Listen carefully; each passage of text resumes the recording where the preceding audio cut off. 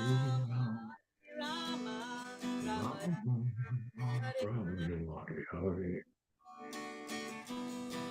Hare Krishna,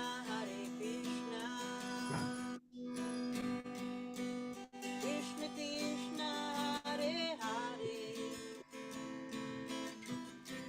Hare Rama, Rama Rama, Hare Hare Krishna, Krishna Krishna, Hare Hare, Hare Rama, Rama Rama, Hare Hare, Hare Krishna, Krishna Krishna, Hare Hare, Hare Rama, Rama Rama, Hare Hare, Hare Krishna, Krishna Krishna, Hare Hare, Hare Rama, Rama Rama, Hare Hare, Hare Krishna, Krishna Krishna, Hare Hare, Hare Rama, Rama Rama, Hare Hare, Hare Krishna, Krishna Krishna, Hare Hare, Hare Rama, Rama Rama, Hare Hare, Hare Krishna, Krishna Krishna, Hare Hare, Hare Rama, Rama Rama, Hare Hare, Hare Krishna, Krishna Krishna, Hare Hare, Hare Rama, Rama Rama, Hare Hare, Hare Krishna, Krishna Krishna, Hare Hare, Hare Rama, Rama Rama, Hare Hare, Haribo,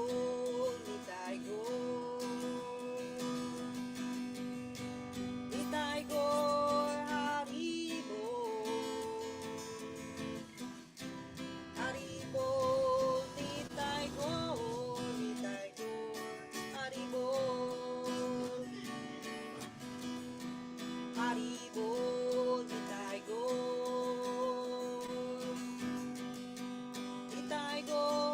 Haribo, Haribo, Nitai Gaur, Haribo, Haribo,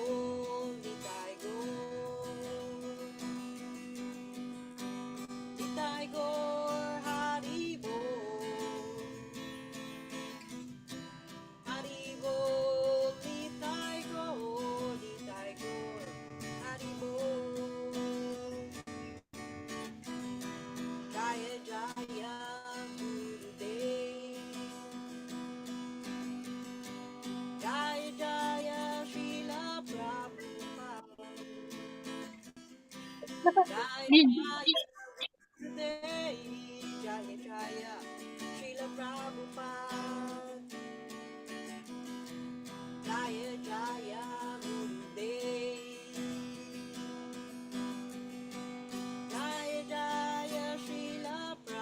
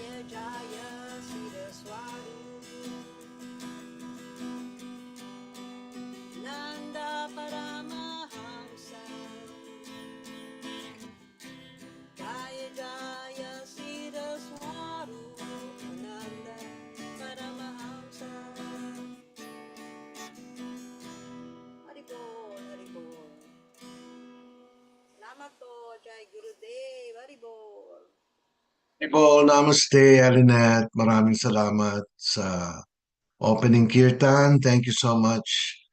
I welcome everyone to our um,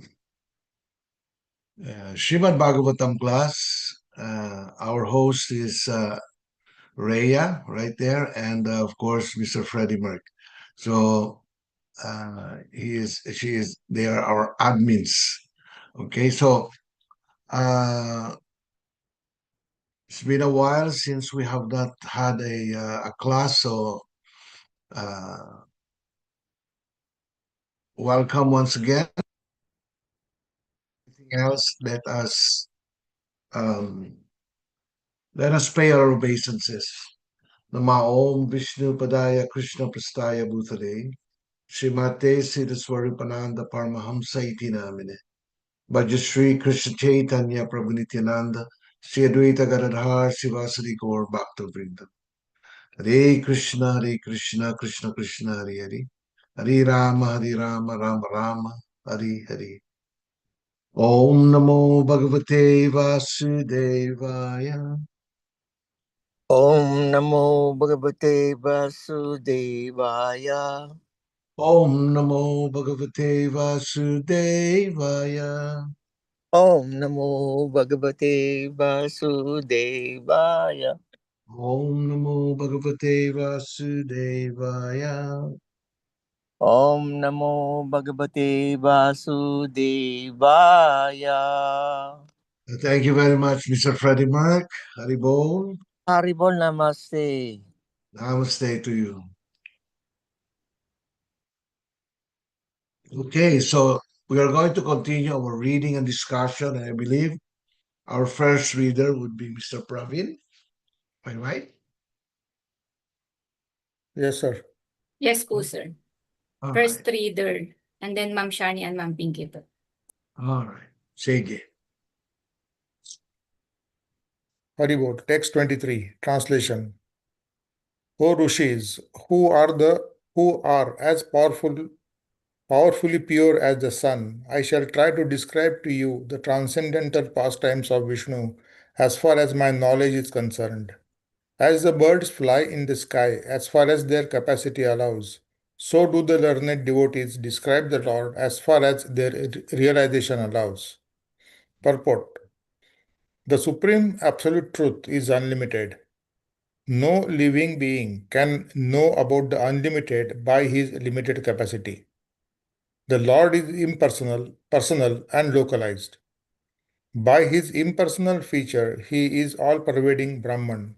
By his localized feature, he is present in everyone's heart as the Supreme Soul. And by his ultimate personal feature, he is the object of transcendental loving service by his fortunate associates, the pure devotees. The pastimes of the Lord in different features can only be estimated partly by the great learned devotees. So Sutta Goswami has rightly taken this position in describing the pastimes of the Lord as far as he has realized. Factually, only the Lord himself can describe himself, and his learned devotees also can describe him as far as the Lord gives him the power of description. Hold on now. You can read the next verses, but let me just explain a little bit about this. Okay, sir. Um, um, it is described here that um, nobody can be above Lord Vishnu except himself. That's why it is described that the Lord is second to none. Yeah, he is second to none. He is always there on top. He's never a second to anyone uh, except himself.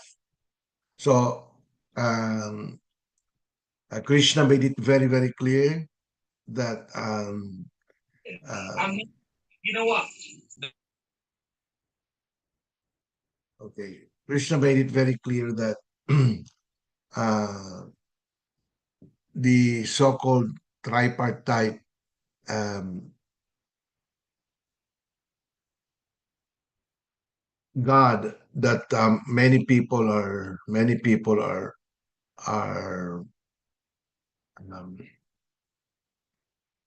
wondering about. Who is the greatest amongst Lord Brahma, Lord Shiva, and Lord Vishnu, like this. They have the Srimad Bhagavatam and the Vedas have they have already, you know, uh,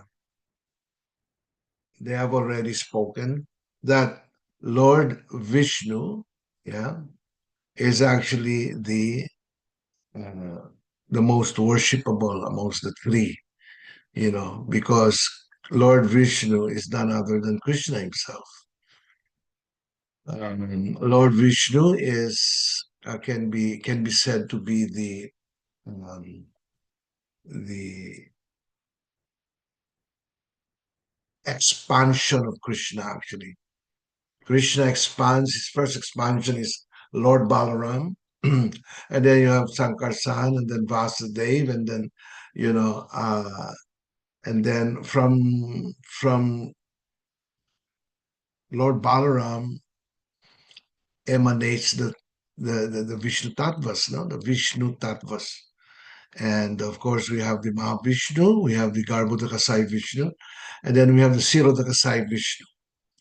So it is described here that God can be realized in his impersonal aspect, which is the Brahma Jyoti. Okay, he can also be realized in his localized aspect, which is the Paramatma, who is seated or present in each and everyone's heart. And thirdly, he can be realized as uh, the supreme personality of God in Bhagavan. No? So this is, in other words, Brahman, Paramatma, and Bhagavan. These are the features of God. These are the features of the supreme personality of God. And Brahman is simply the light, the dazzling light or dazzling effulgence emanating from the body of Krishna. Okay, and then the Paramatma feature, the Paramatma feature is actually the expansion of Krishna, yeah, who dwells in each and everyone's heart. So, and of course, Bhagavan is the source, no? He is the supreme personality of Godhead. So, all of these three, are none other than Krishna himself. He is actually Krishna in his different forms, his impersonal form, his localized form, and then his personal form. This must be realized by all yogis, because uh, yogis sometimes do not even consider the localized aspect of God. Yeah, do not consider the personal feature of God. They only consider the Brahman or the Brahmajyoti, the light that comes from the body of Krishna himself. No, they just accept uh, Brahman as the all and be all of everything. Parang sa kanila, he is the sodom bottom of everything. And what is he? Is he a person, or is he just an impersonal energy? So they're saying God is actually impersonal,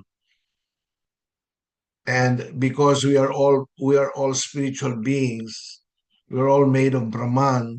They say that this is the statements of the Mayavadi impersonalists. They say that we are all considered to be God, because we are also made of spiritual energy, which is rejected by the Vaishnavas.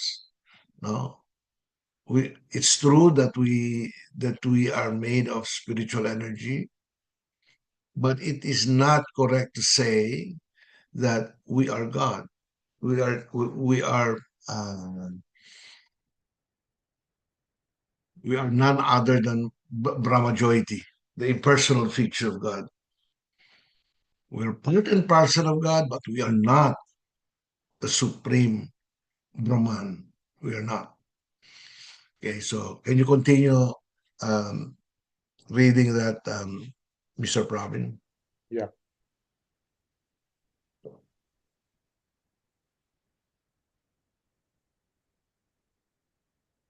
This is text 24 Mm. and 25. Translation. Once upon a time, Maharaj Parikshit, while engaged in hunting in the forest with bow and arrows, became extremely fatigued, hungry, and thirsty while following the stags. While searching for a reservoir of water, he entered the hermitage of the well-known Shamik Rishi and saw the sage sitting silently with the closed eyes. Purport. The Supreme Lord is so kind to his pure devotees that in proper time he calls such devotees up to him and thus creates an auspicious circumstance for the devotee. Maharaj Parikshit was a pure devotee of the Lord, and there was no reason for him to become extremely fatigued, hungry, and thirsty because a devotee of the Lord never becomes perturbed by such bodily demands. But by the desire of the Lord, even such a devotee can become apparently fatigued and thirsty just to create a situation favorable for his renunciation of worldly activities. One has to give up all attachment for worldly relations before one is able to go back to Godhead. And thus, when a devotee is too much absorbed in worldly affairs, the Lord creates a situation to cause indifference. The Supreme Lord never forgets his pure devotee, even though he may be engaged in so called worldly affairs. Sometimes he creates an awkward situation, and the devotee becomes obliged to renounce all worldly affairs. The devotee can understand by the signal of the Lord, but others take it to be unfavorable and frustrating. Maharaj Parikshit was to become the medium for the revelation of Srimad Bhagavatam by Lord Sri Krishna, as his grandfather Arjun was the medium for the Bhagavad Gita. Had Arjun not been taken up with an illusion of family affection by the will of the Lord, the Bhagavad Gita would not have been spoken by the Lord Himself for the good of all concerned.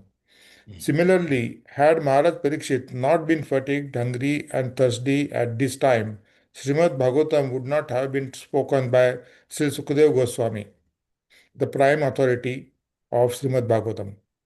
So, this is a prelude to the circumstances under which Srimad Bhagavatam was spoken for the benefit of all concerned. The prelude, therefore, begins with the I words have a once upon plus. a I time. have a plus.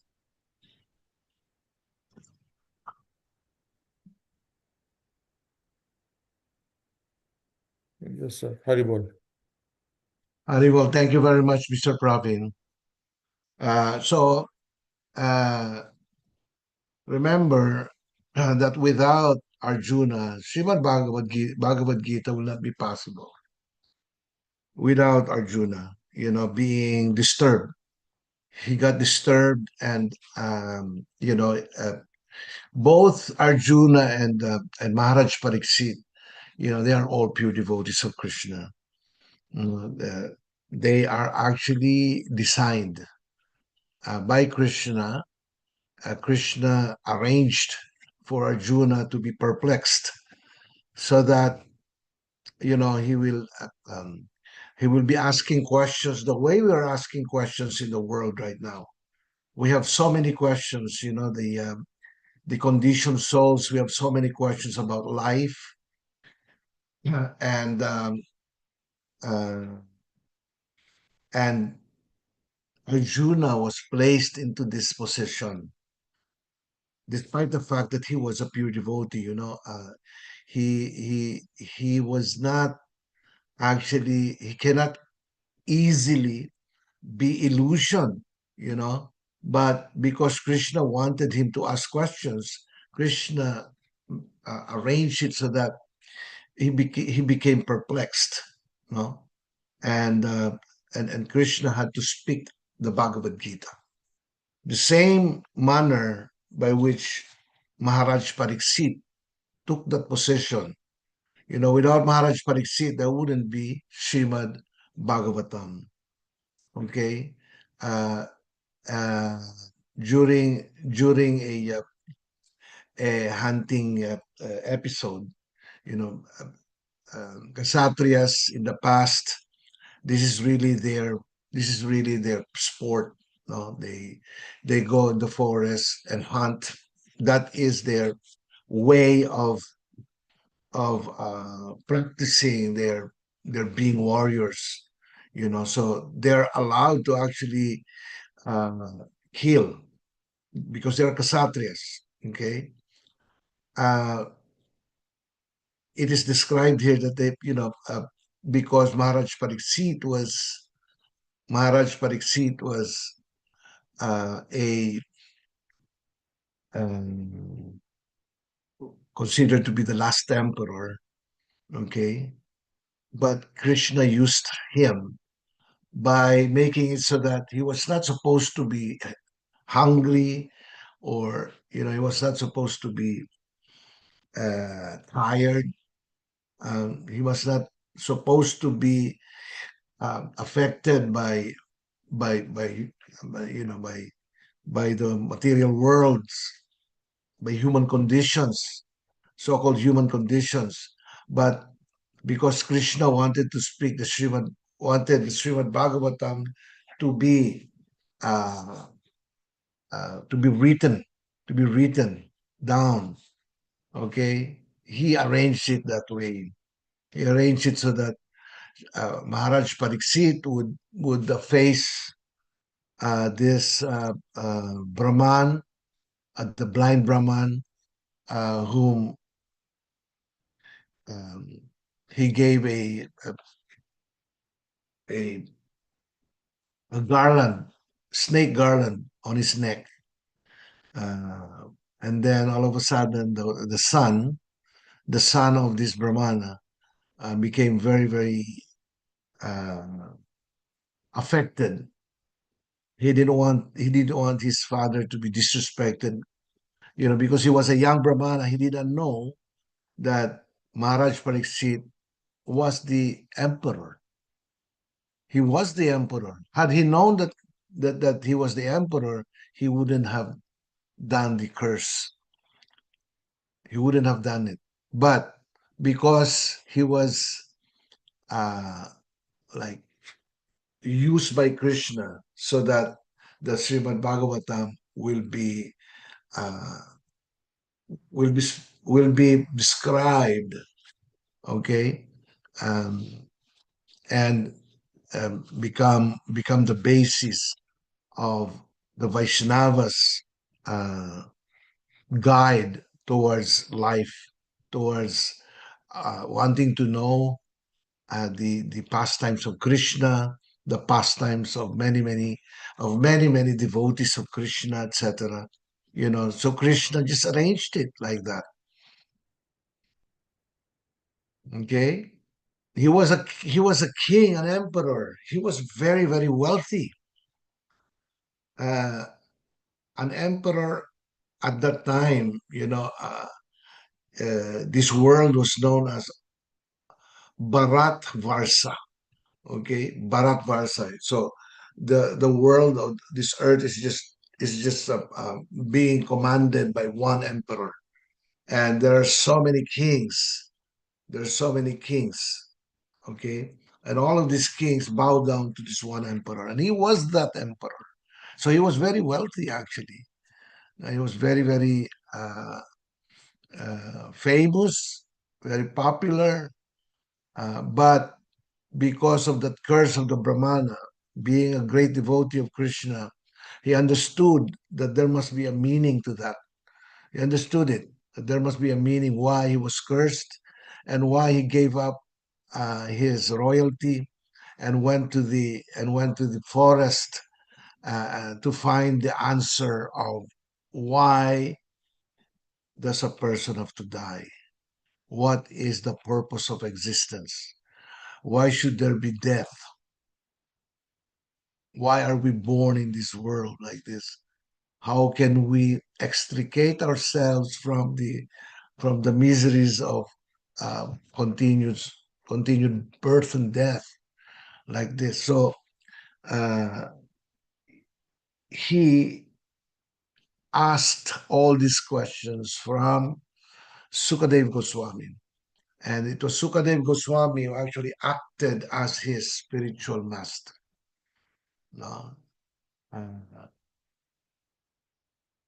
In the Bhagavad Gita, it was Krishna himself who acted as the spiritual master of Arjuna. But in this case, it was Sukadev Goswami. Okay, so let's read furthermore. Sino ang next reader? Haribol, namaste, everyone. Sharni. Go ahead, Sharni. Hello, sir. Text 26, translation. The Muni's sense organs, breath, mind, and intelligence were all restrained from material activities, and he was situated in a trance apart from the three: wakefulness, dream, and unconsciousness, having achieved a transcendental position, qualitatively equal with the Supreme Absolute. Purport. It appears that the Muni in whose hermitage the king entered was in yogic trance. The transcendental position is attained by three processes, namely, the process of jnana, or theoretical knowledge of transcendence, the process of yoga, or factual realization of trance by manipulation of the physiological and psychological functions of the body, and the most approved process of bhakti yoga, or the engagement of senses in the devotional service of the Lord. In the Bhagavad Gita, also we have the information of the gradual development of perception from matter to a living entity. Our material mind and body develop from the living entity, the soul, and being influenced by the three qualities of matter, we forget our real identity. The jnana process theoretically speculates about the reality of the soul, but bhakti yoga factually engages the spirit soul in activities. The perception of matter is transcended to still subtler states of the senses.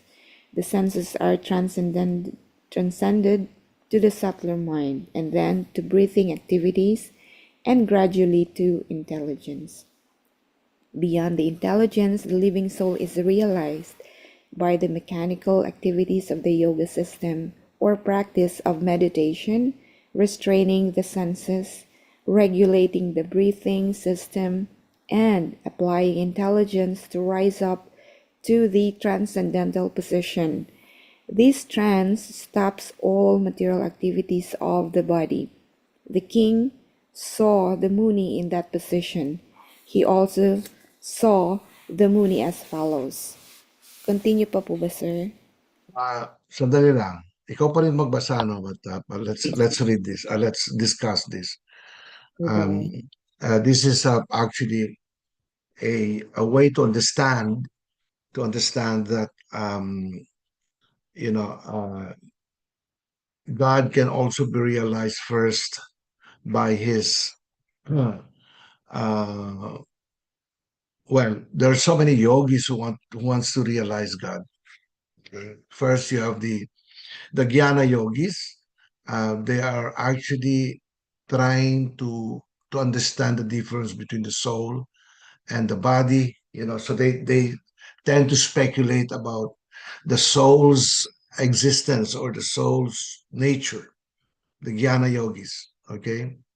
And then you have the yogis. You have the yogis themselves who try to meditate on the aspect of God being in the heart. They want to actually see the feature of God in the heart as Lord Paramatma.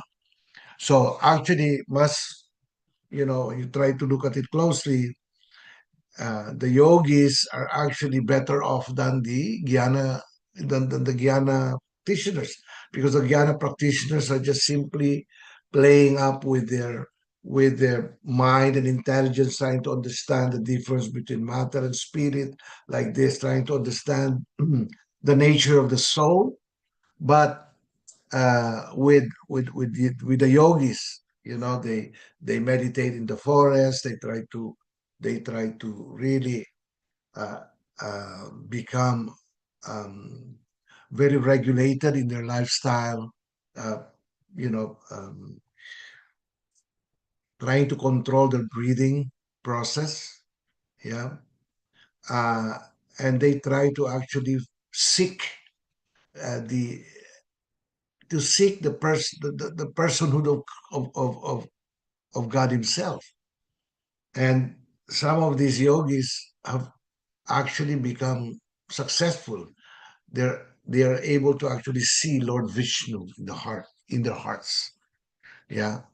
But the third is described here as the most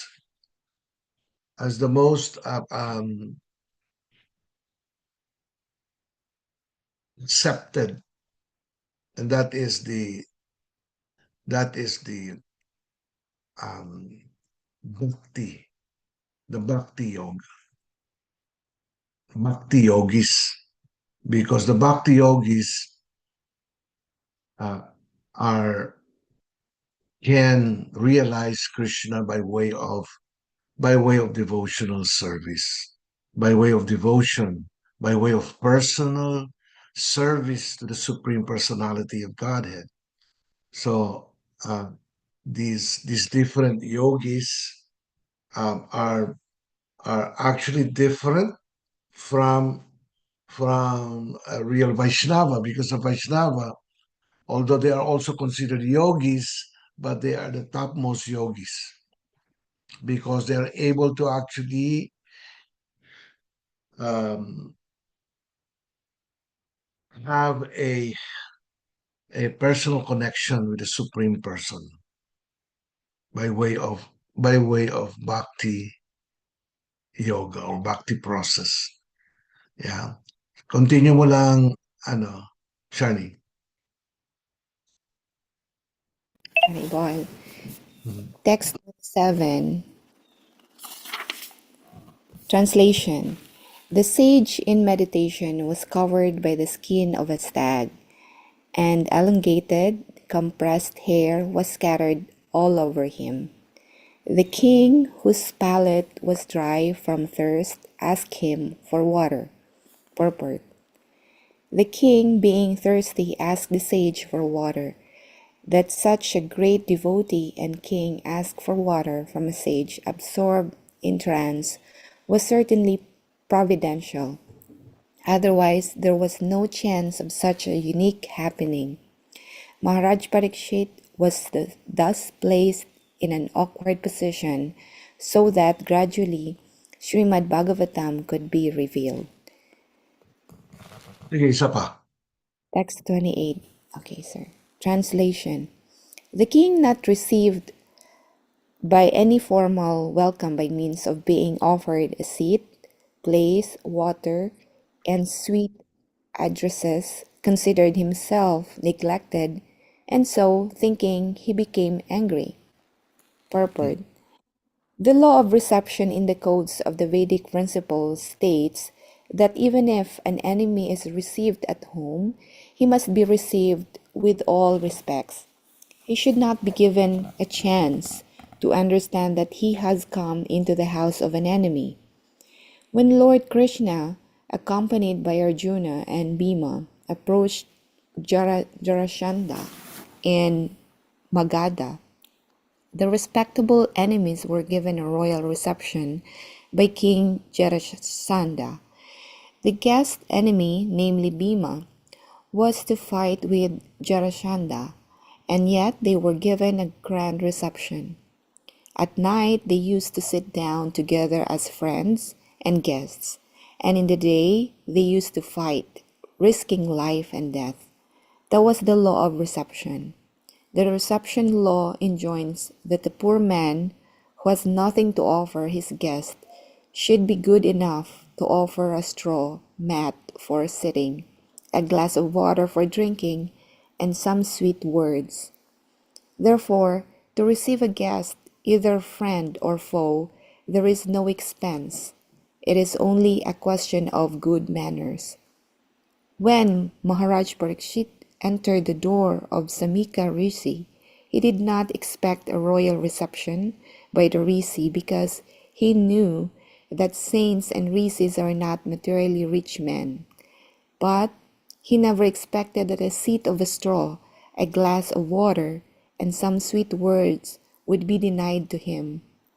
He was not an ordinary guest, nor was he an enemy of the Rishi, and therefore the cold reception by the Rishi astonished the king greatly.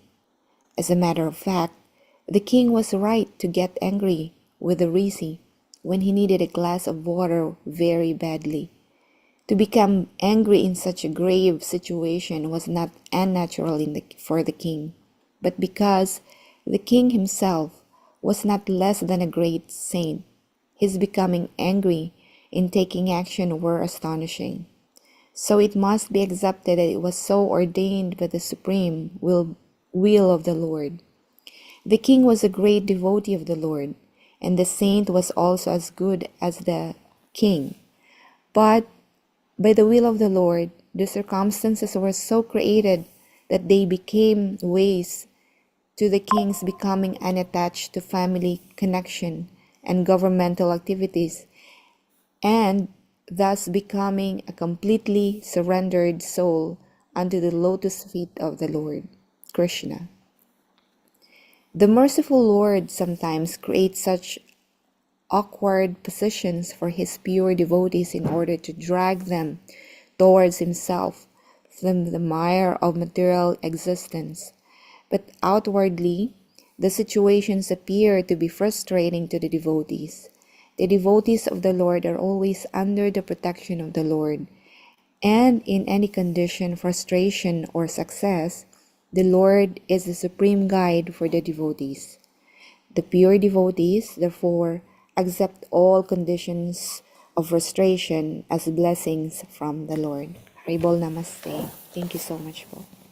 Amika Rishi is this, he was the sage while trying to make his way through the forest. He was practicing his being a king and being a kshatriya. He entered into this like a small ashram of Samika Rishi, who was there then meditating, closing his eyes and meditating like this. In the Vedic tradition, any guest you happen to have in your home must be treated well. The least that you can do, even if you're not rich, even if you are not a wealthy person, even if you're just a poor, the very least that you can do is to give your guest a glass of water. Ganon. Even if that guest is a foe, even if that guest, you know, you really hate that guest, hmm? You should drive them away. But that is very uh, un-Vedic if you did that. So remember, no, when Krishna, Arjuna, and Bhima went to Jarasanda's domain. Jarasandha is actually the great enemy of Krishna.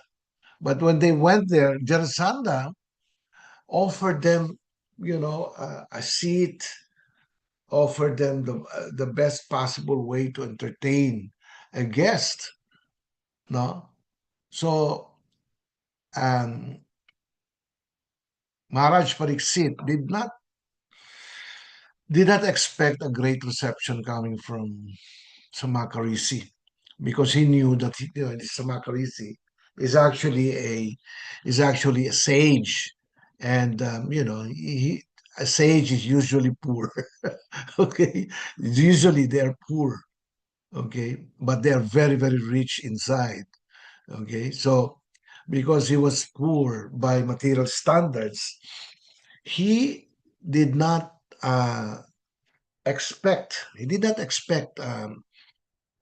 Samikarisi to um, to give him a good reception. But he was astonished that he was not even given a seat. He was not given a glass of water like this. So he became angry. Parang, napakabastos naman itong ano na to. Itong sage na to, is not following the protocol of the Vedic culture, because that is a Vedic culture. Um, and of course, he got very offended by the action of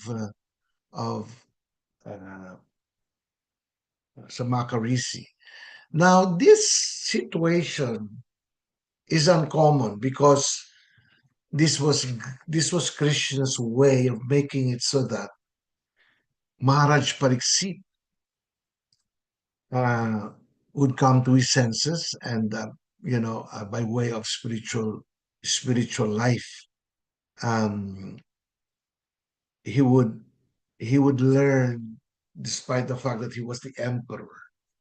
Siya yung pinaka well-respected personality at that time, you know. But Krishna made him experience humiliation like that, so that he will realize that this material world is really is really not the is really not the is not really our home, our real home. Our real home is in the spiritual world. Why would there be any people in this world who would even dare to disrespect, an emperor?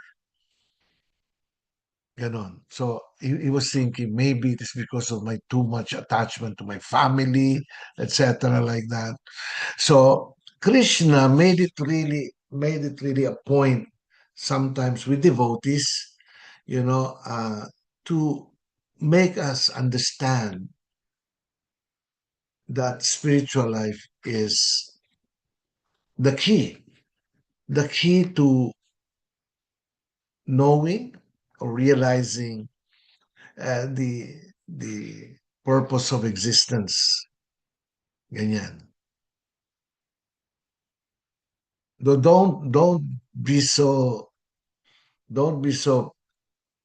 you know uh thin faced. Okay, when Krishna arranges it that you experience humiliation, you experience hunger, you experience not having any money at all in your pocket, like that. Don't Because the Vaishnava devotees, everything that happens to them, whether they're comfortable with that situation, or becomes uncomfortable with situations around him, he sees that as a blessing coming from Krishna. So he would not complain. He would see that, Lord, thank you very much for this event, or for this situation, because right now I am even more attached to you, like this. Yeah. So they never see the dualities of life um, as a something that can disturb them. The dualities of life are there, for as far as the devotees are concerned.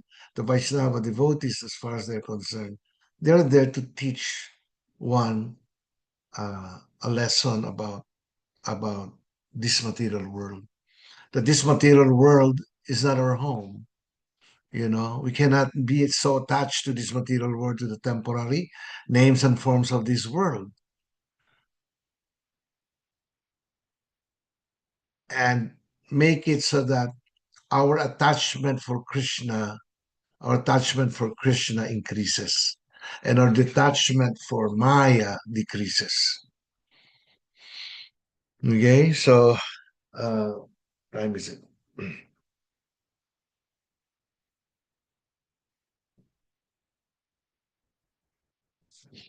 One more reader. Sino yun? Haribol Namaste po. Haribol, Pinky. Text 29. Translation. O Brahmins, the king's anger and envy directed toward the Brahmin sage were unprecedented, being that circumstances had made him hungry and thirsty. Purport. For a king like Maharaj Parikshit to become angry and envious, especially at a sage and a Brahmin, was undoubtedly unprecedented. The king knew well that Brahmin sages, children, women, and old men are always beyond the jurisdiction of punishment. Similarly, the king, even though he commits a great mistake, is never to be considered a wrongdoer. But in this case, Maharaj Parikshit became angry and envious at the sage due to his thirst and hunger by the will of the Lord. The king was right to punish his subject for coldly receiving him or neglecting him, but because the culprit was a sage and a Brahmin, it was unprecedented.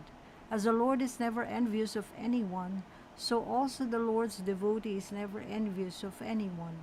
The only justification for Maharaj Parikshit's behavior is that it was ordained by the Lord.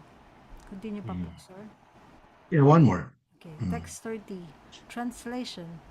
While living, the king, being so insulted, picked up a lifeless snake with his bow and angrily placed it on the shoulder of the sage. Then he returned to his palace. Purport.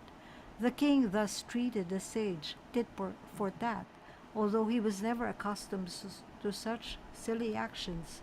By the will of the Lord, the king, while going away, found a dead snake in front of him, and he thought that the sage, who would coldly receive him, thus might be coldly rewarded by being offered a garland of a dead snake. In the ordinary course of the dealing, this was not very unnatural, but in the case of Maharaj Parikshit's dealing with the Brahmin sage, this was certainly unprecedented. It so happened by the will of the Lord. Haribol Namaste. Haribol. So, because he was very, very well respected. He was the emperor, and Maharaj Pariksit, very, very well respected. So when he passed through the hermitage of Samika Rishi, okay, who was actually just sitting down there doing some form of meditation. He immediately knew that this was a sage. Maharaj Pariksit knew, but he did not know that Samika Rishi was blind. The reason why the king or the sage did not pay his obeisance, that was also part of the design of Krishna, part of the arrangement of Krishna, so that he will be cursed by the son of that Brahmana, or that sage.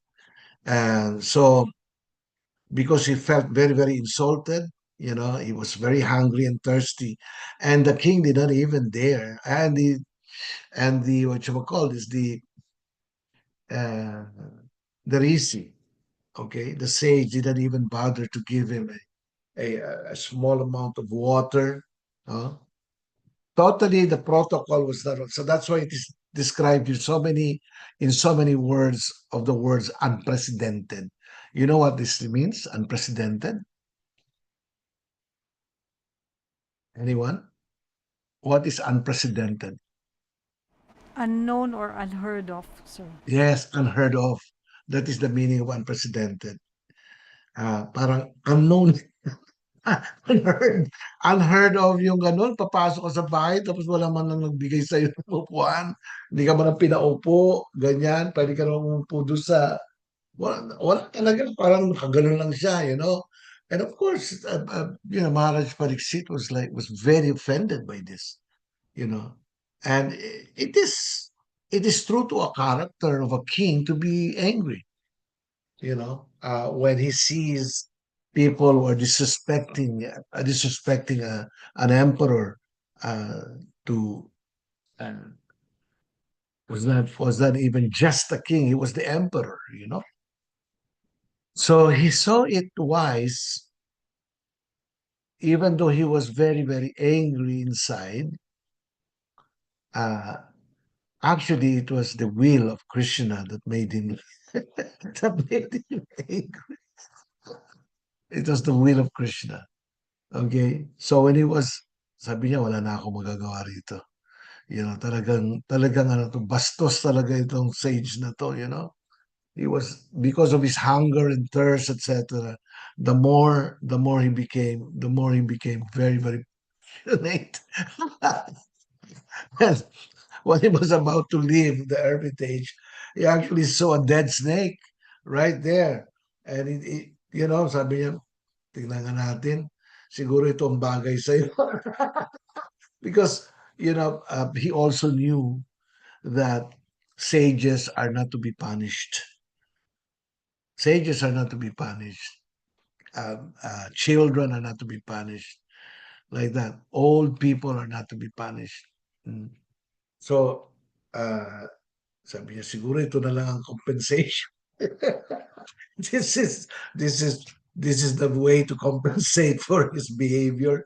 Kumuha siya ng dead snake, and before he left, not even speaking a word, he put the dead snake on the uh, you know on the shoulder of this Samika Rishi.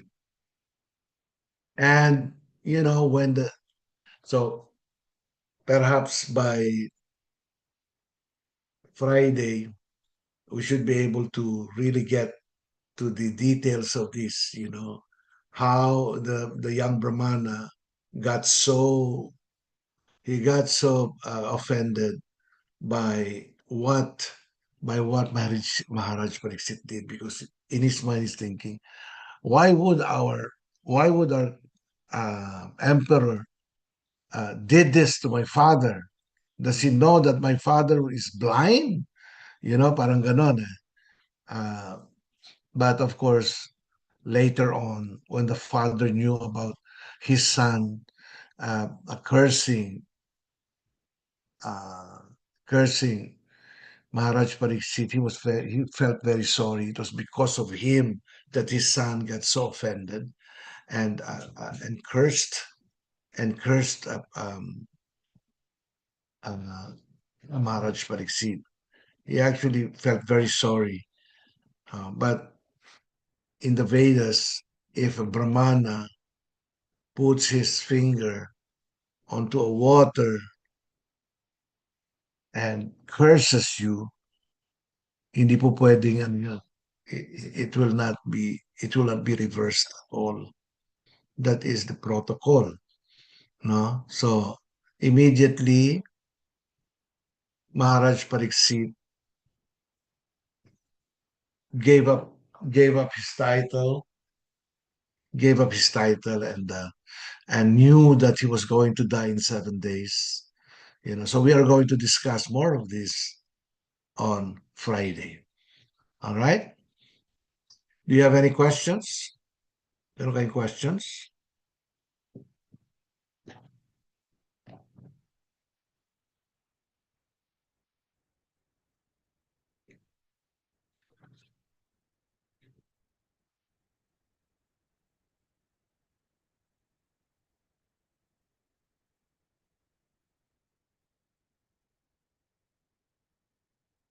That's why, as devotees of Krishna, we should never uh, we should try to transcend the so-called dualities of life.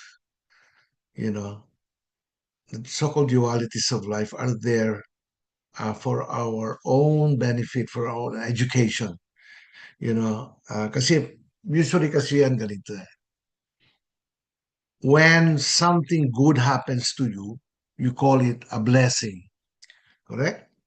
Wow, may blessing ako, ganyan. Good karma ako, na blessing ako. So you become very happy.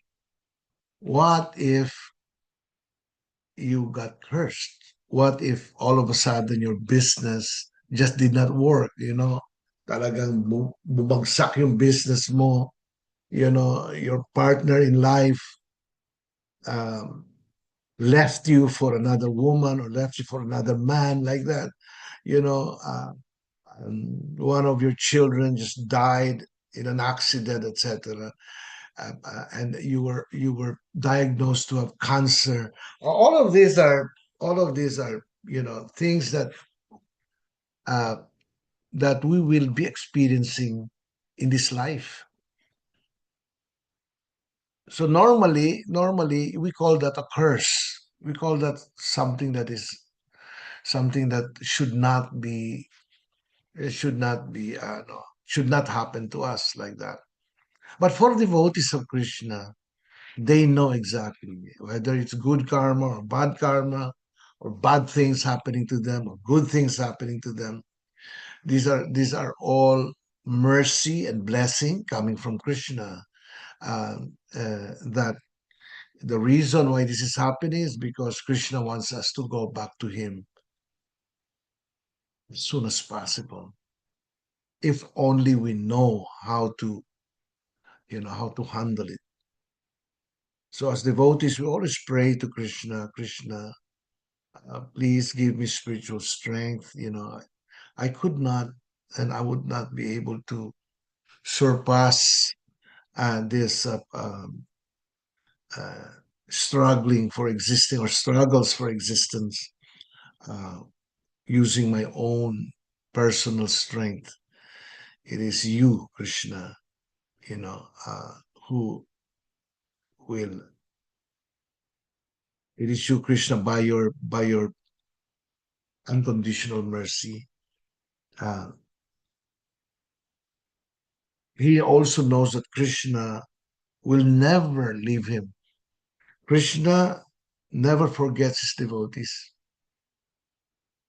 There's a statement in the Puranias that even though a devotee, when he's about to die, and then all of a sudden he was not aware that he should chant the holy names of Krishna, di ba? As devotees, we know that when we're about to leave our bodies, we should chant. We should chant. We should submerge ourselves in the holy names of Krishna, di ba?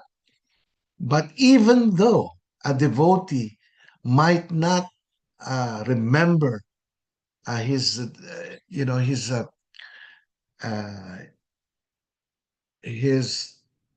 relationship with Krishna, he might not remember that because of some disease or something like that. And Krishna says, in this case, when the devotee leaves his body, I will personally be the one to come to the devotee and take his hands. Iyak ka na. Di ba? Wow, bait ni Krishna. Sobrang bait naman ni Krishna. Ganon. Di ba? So, anyway, you guys have questions? Meron kayong questions?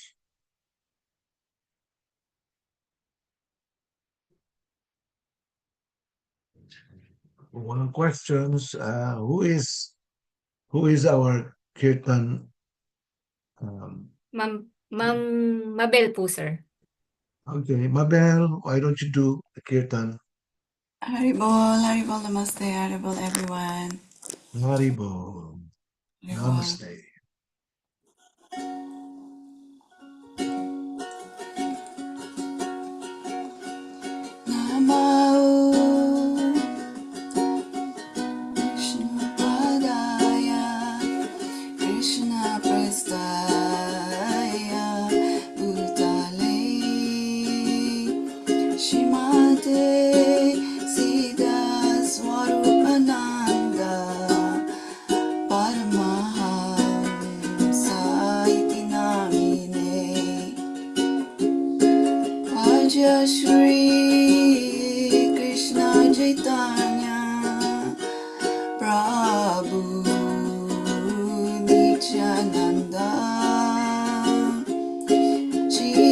Advaita Gadadhar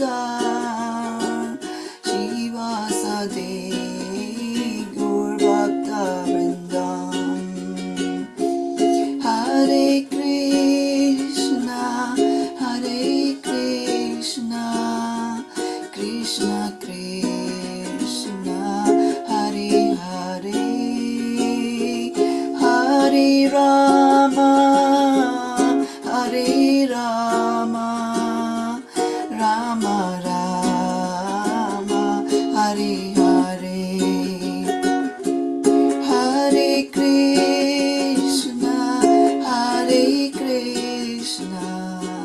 Krishna Krishna, Hare Hare, Hare Rama, Rama Rama, Hare Hare. Hare Krishna, Krishna Krishna, Hare Hare,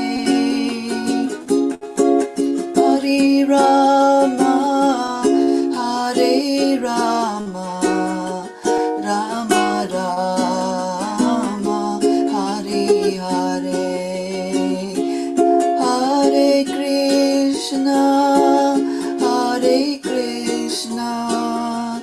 Krishna Krishna, Hare Hare, Hare Rama, Rama Rama, Hare Hare. Hare Krishna, Krishna Krishna, Hare Hare, Hare Rama, Rama Rama, Hare Hare. Hare Krishna, Krishna Krishna, Hare Hare, Hare Rama, Rama Rama, Hare Hare. Gopala, Govinda Rama, Madana, Mohana. Gopala, Govinda